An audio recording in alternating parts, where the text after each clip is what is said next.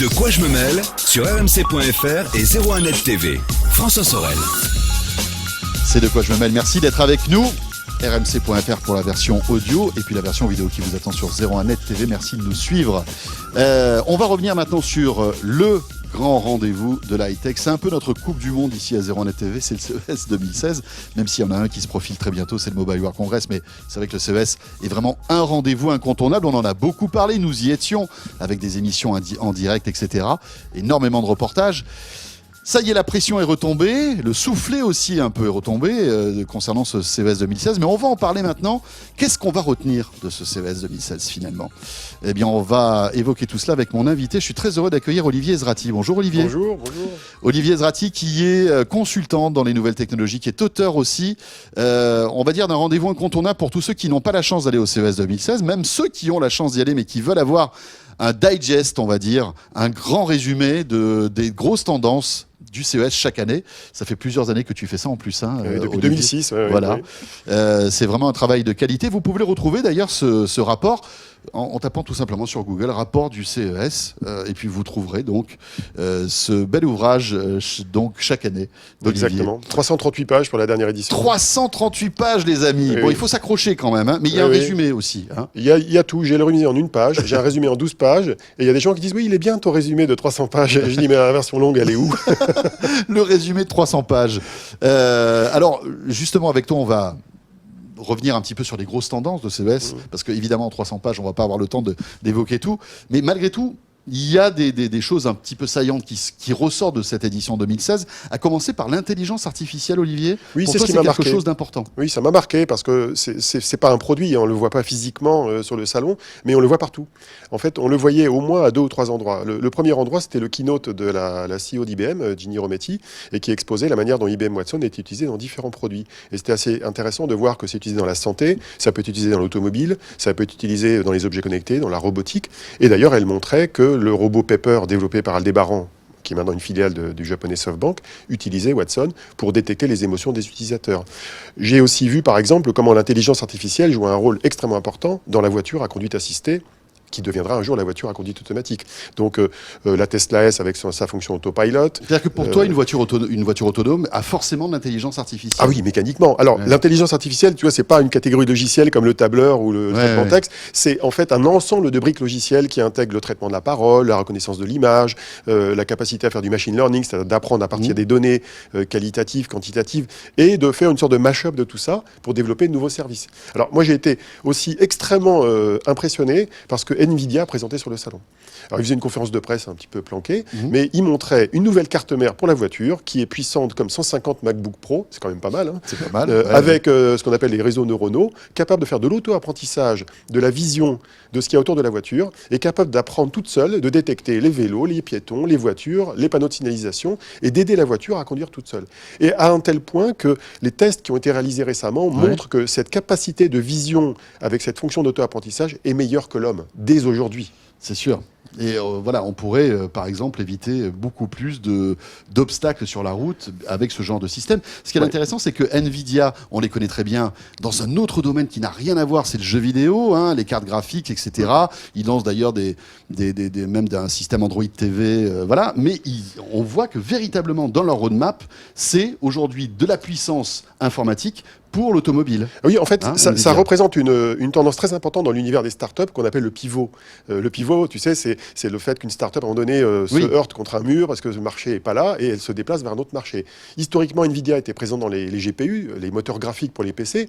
Le marché du PC, bon, il n'est pas florissant, il est en décroissance lente, donc il était important pour eux d'aller vers un autre marché. Ils ont déjà essayé un autre marché. Ils ont essayé le marché du mobile. Mais ils se sont heurtés à Qualcomm, à Mediatek, dans les processeurs des smartphones. Ils faisaient les puces, en fait, ils en pour font, le mobile. mais ils n'ont pas réussi réellement à pénétrer, parce que c'est un marché qui est très compétitif. Comme Intel d'ailleurs, qui a raté le coche sur ce sujet. Donc très compétitif, les prix qui baissent, le marché chinois qui drive le marché mondial. Et donc ils ont trouvé le moyen de se positionner dans l'automobile. Ils sont d'ailleurs dans les Tesla. Et ils essayent de faire en sorte d'être très compétitifs dans ce marché-là. Et puis c'est un marché monstrueux, c'est-à-dire qu'on sait très bien que dans 10, 15 ans, 20 ans, toutes les voitures seront autonomes, donc il y a un marché juteux. Mais il est juteux juteux avant cette échéance. Parce Oui. qu'avant d'avoir des voitures autonomes, il y a des voitures à conduite assistée, qui se garent toutes seules, ça existe déjà, qui sont capables de rester sur leur fil dans l'autoroute, qui sont capables d'assister le conducteur, de détecter des dangers. Et tout ça, c'est en train d'arriver. C'est pas dans 10 ans. Ouais, c'est ça qui est incroyable. Donc l'intelligence artificielle partout, Oui. les robots, l'automobile.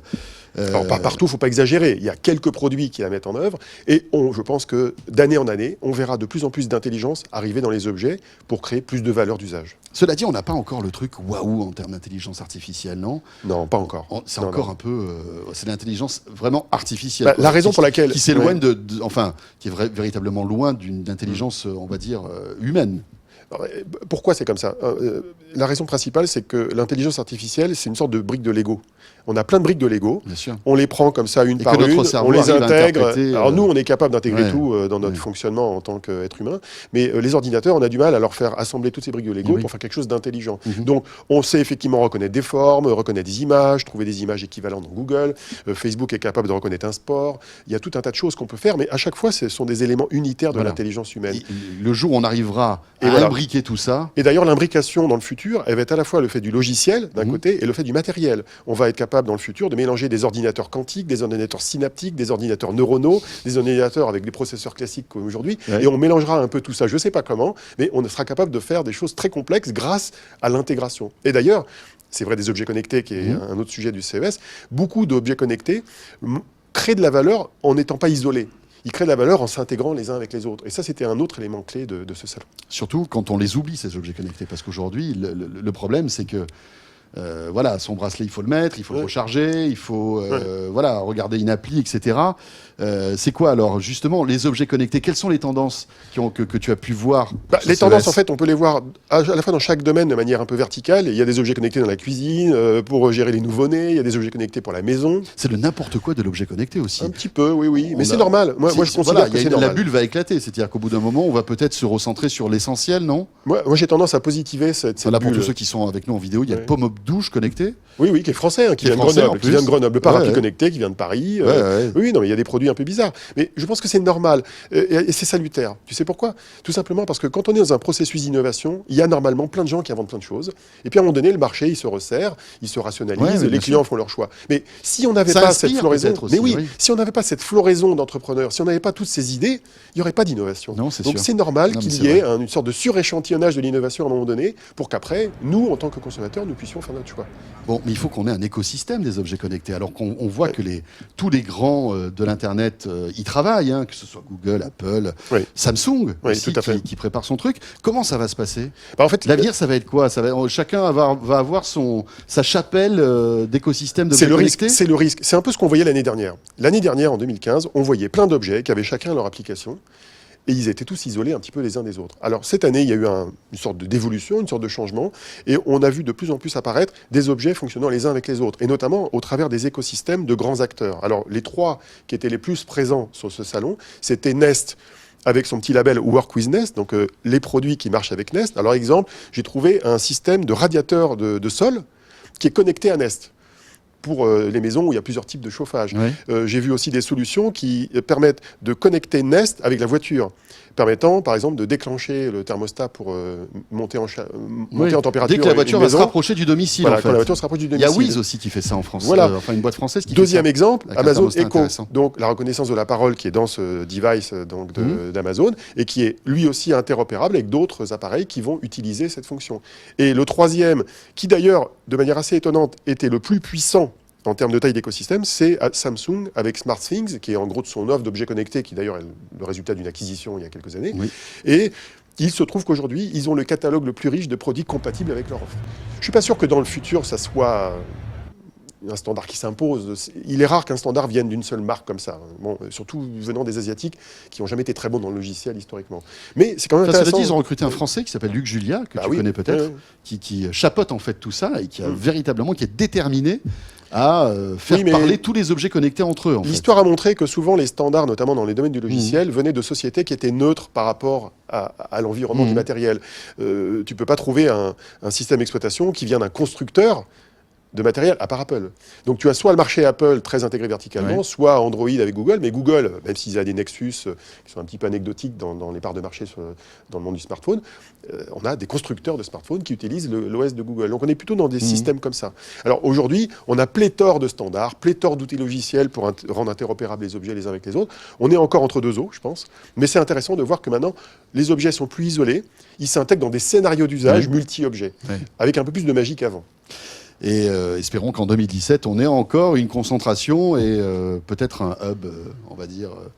un ou plusieurs, d'ailleurs. Universel. C'est pas souhaitable qu'il n'y en ait qu'un seul. Parce que si on dépendait d'un seul qui serait en plus américain, ça serait un peu embêtant. On aurait toutes nos données qui iraient Même là-bas. la Poste se lance là-dessus, avec son la hub Poste en numérique. France essaye de faire ça, tout à fait. C'est clair. On va parler maintenant d'impression 3D. Alors l'impression 3D, c'est pas la première fois qu'on en voit au CES. Il y a carrément des zones entières où on voit des appareils qui impriment d'ailleurs tous la même chose, soit des coques pour smartphones, soit des bonbons, soit des trucs. On se dit, ben voilà, tiens, c'est vrai que c'est génial, mais est-ce que véritablement on voit l'avenir de l'impression 3D ? C'est assez difficile de le voir en visitant le salon comme ça au premier degré, ce d'autant plus qu'il y a un petit leurre sur ce marché-là. Il y a une impression qui est donnée par certains fournisseurs que l'impression 3D devient un marché grand public, alors que ce n'est pas le cas. C'est encore un marché de prototypage. On n'aura pas, à ton avis, avant plusieurs années, une imprimante 3D à la maison ? On peut l'avoir, on peut très bien acheter une imprimante 3D. Mais c'est du gadget, on va dire, ça sert c'est pas à du grand-chose. gadget, ça ne sert pas de manière courante à imprimer un nombre critique d'objets. On peut imprimer des pièces détachées électroménagers éventuellement chez soi, mais c'est pas intéressant économiquement. On va pas acheter une imprimante qui vaut 1 000 € ou un peu plus pour imprimer 2 objets pour par an. Pour imprimer de temps en temps une pièce qui vaut 20 €. Donc ça n'a pas de sens économique. Par contre, pour les startups, pour les entrepreneurs, pour les entreprises qui veulent prototyper rapidement, voire pour fabriquer en petite série, et d'ailleurs des petites séries qui sont de plus en plus grandes, des objets, c'est intéressant. Et d'ailleurs au CES, il y avait 2 ou 3 nouveautés intéressantes de ce point de vue-là. Première nouveauté, une start-up israélienne qui s'appelle Nano Dimension, qui était sur le Eureka Park, donc la zone des startups, qui présentait une imprimante capable d'imprimer un circuit imprimé. Waouh. Donc ça veut dire que... Ça, c'est quand même incroyable. La start-up, non seulement... De rien, elle fabrique un circuit imprimé. Elle fabrique un circuit imprimé de n'importe quelle taille, je crois jusqu'à 20 cm de carré, dans lequel il va y avoir la connectique, en fait, les câbles électriques qui connectent. Il suffit de rajouter de l'énergie à un processeur pour que ça fonctionne. Alors, un processeur, des composants électroniques, on va souder dessus. Mais la carte est faite plus rapidement. Alors, historiquement, les cartes, ça se faisait avec de la chimie dans des laboratoires. C'était relativement long, c'était pas un processus instantané. Et là, tout d'un coup, on va être capable non seulement de prototyper les pièces plastiques de l'objet, mais aussi la carte électronique sur laquelle on met ces circuits. Alors, il y avait déjà une imprimante l'année dernière qui faisait ça, qui s'appelait Voxel, mais elle était un petit peu moyenne, quoi. Alors, l'imprimante, la Nano Dimension, elle est extraordinaire. Sympa. Et puis, il y a un autre truc que personne n'a remarqué, c'est qu'il y a une nouvelle technologie qui est apparue, en gros, l'année dernière, qui s'appelle la stéréolithographie DLP, qui utilise les technologies de projection DLP de Texas. Prenez des notes, parce qu'après, on va vous interroger sur la stéréographie. C'est pas grave, retiens pas le nom. D'accord. C'est une technique d'imprimante, d'impression 3D qui permet d'imprimer du plastique, pour faire simple, mais qui va 20 fois plus vite que les techniques d'avant. Waouh. Donc c'est un changement radical. C'était très lent. C'est lent. C'est 3 cm à l'heure en moyenne quand on utilise l'impression de plastique. Donc 20 fois plus rapide, vous imaginez un petit peu. Ça veut dire que les boîtes vont prototyper plus rapidement leurs objets. Pour faire des tests, parce qu'il y avait des tests mécaniques. Mais Olivier, si demain on arrive à imprimer, si aujourd'hui déjà on arrive à imprimer, par exemple, des petits composants électroniques, des cartes électroniques. C'est pas des composants, c'est juste la carte. C'est juste qui relie les composants. Mais est-ce qu'on peut imaginer demain, je sais pas moi, dans 20, 30 ans, 40 ans, imprimer un smartphone qu'on achètera ? Smartphone, j'y crois pas trop, mais des produits intermédiaires, pourquoi pas. Des objets connectés, relativement simples, dans lesquels, par exemple, l'imprimante pourrait imprimer la carte électronique, le plastique, l'enveloppe, rajouter elle-même les composants. Pourquoi pas ? Bon, on ne peut pas prédire l'avenir. Aujourd'hui, ça n'existe pas dans les laboratoires de recherche aujourd'hui. Ce qui veut dire que dans les 10 ans qui viennent, ça n'existera pas. Mais on ne sait jamais. Il ne faut jamais dire jamais dans l'innovation. Non, mais c'est clair. Il y a des choses qui peuvent arriver, tout le travail qui est fait dans les laboratoires de recherche sur les nanomachines, et d'ailleurs nanomachines qui existent aussi bien dans le domaine du vivant que du non-vivant. Là, on parle du non-vivant. Mais dans le vivant, on commence à imprimer du vivant aujourd'hui. Ouais, c'est ça qui Donc le futur de l'impression des organes, vivant, des choses comme ça. On n'y est pas encore pour les organes. La peau, par exemple. On fait de la peau pour l'instant. On fait des organes très simples. On prototype ça sur des bouts de reins, je crois, de rats. Mais voilà. Je ne sais pas ce que le futur nous réserve. Je pense qu'il y a des choses incroyables. Alors, il ne faut pas le regarder avec un regard de peur. Moi, je vois tout un tas de thérapies nouvelles, tout un tas de solutions à des problèmes de grève d'organes. Dans le domaine médical, je pense qu'il y a des progrès énormes qui sont devant nous. Évidemment. Alors voilà, ça c'est pour tes 3 grosses tendances. On pourrait en trouver des dizaines d'autres, mais je vous invite vraiment à retrouver et à lire tranquillement ce rapport du CES qui vous attend. Avant de se dire au revoir, Olivier, quand même, 2 coups de cœur. On va commencer par un sérieux, mais alors c'est rigolo parce qu'en préparant ce rendez-vous, on avait le même coup de cœur. C'est une télécommande qui commande en fait les objets connectés. Alors, c'est pas juste ça, c'est celle de 7Hugs qui s'appelle la Smart Remote. Ouais. Elle a une caractéristique, c'est d'abord elle est très design, elle est très bien faite, elle a un petit écran en couleur, et surtout, elle télécommande un objet en pointant sur l'objet. Donc, tu as une lampe, tu pointes ta télécommande sur la lampe, ça l'éteint, ça l'allume. Tu la pointes sur un système Sonos pour la musique, ça permettra de sélectionner la musique dessus, etc. Donc, c'est assez astucieux techniquement parlant, et ça apporte une valeur d'usage et une simplicité. Alors, il y a un peu de bazar pour la programmer, la préparer. Et puis, il faut installer des ampoules, etc. Non, enfin, pas des ampoules, il y a deux capteurs, il y a 2 capteurs à mettre dans la pièce, mais c'est astucieux et j'aime bien les solutions astucieuses. Voilà. Ouais. Et ça sort là bientôt, hein, je crois. C'est prévu dans l'année, là, 2016, voilà. oui. Et je crois que ça coûte 200 €, un truc comme ça, je crois. C'est le prix habituel pour les objets connectés. Oui, c'est vrai. On a l'impression que c'est tous les objets connectés, c'est 199. Non, ils sont de 50 à 250 selon ce qu'ils font et leur poids et leur valeur. Quoi. Voilà, 7Hugs, donc. Mais on en avait parlé d'ailleurs sur le plateau de 0net TV lors de CCS. On avait reçu l'un des cofondateurs de cette boîte. Alors là, un autre coup de cœur. Bon, cette fois-ci... Qui est moins sérieux. Moins sérieux, mais qui t'a intéressé malgré tout. C'est un truc qui m'a bluffé. Au départ, quand j'ai vu ça, je me dis, c'est du grand n'importe quoi. Et puis, il se trouve que j'ai vu l'entrepreneur pitcher le projet. Et je me suis dit, putain, le mec est vachement bon. Il est trop bon. C'est Clever Pet. C'est une console de jeu pour chiens. Non. Mais ouais, mais c'est énorme. Une console de jeu pour chien. Alors, c'est pas votre chien s'ennuie, ne lui donnez plus votre PlayStation 4 parce qu'il mange la manette. Là, il va pouvoir jouer avec sa console. C'est pas une console avec un écran et une carte graphique. Hein. C'est un petit truc qui est par terre avec des boutons et des lumières qui encourage le chien à taper sur les bons boutons pour éteindre les lumières et qui lui donne une croquette quand il a réussi. Donc, c'est très malin. Et socialement, c'est très malin vis-à-vis du chien. Alors là où j'ai trouvé l'entrepreneur extraordinaire, c'est que l'entrepreneur, il présente devant Robert Scoble, qui est un des blogueurs les plus connus aux États-Unis, il présente son truc. À un moment donné, on lui pose la question quelle est la concurrence. Et il répond, le chien, il n'a rien à faire.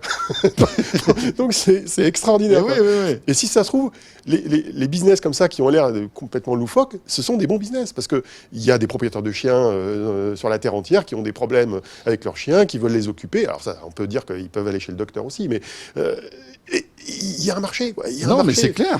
Donc, mais quand on voit les gens qui dépensent des milliers d'euros par an pour leurs chiens, ou peut-être des centaines d'euros, on peut se dire que ça peut être un cadeau sympa. Parce que l'idée, si j'ai bien compris, c'est que le chien donc a ce truc-là devant lui, et avec des lumières, il doit mettre les pattes sur les bonnes lumières. En fait, c'est un peu comme ce jeu-là qu'on avait quand on était gamin. Là, tu sais, il fallait appuyer sur les... Un truc pour les enfants de moins de 3 ans, quoi. C'est le principe. Voilà. Et s'il réussit, il a une croquette. Exactement.